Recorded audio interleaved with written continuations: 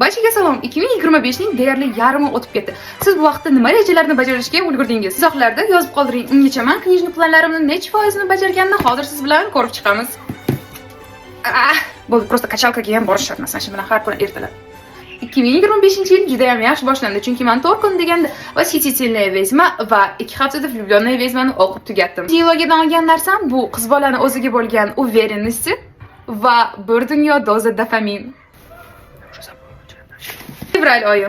Qulog'im senda va Самый богатый человек в Вавилоне. Bu kitob kichik bo'lganiga qaramasdan shunchaki boy bo'lishning oson sxemasi. Fevral oyining favoriti bu Qulog'im senda qizim kitobi. Bu kitob har doim men tushkun kayfiyatda va o'zimni g'alati his qilayotganimda shunchaki bir yechim bo'lgan. Chunki menda bo'ladigan hamma narsalar bu kitobda yozilgan va men shuni bildimki, men bitta emasman va buni qanaqadir yechimi bor.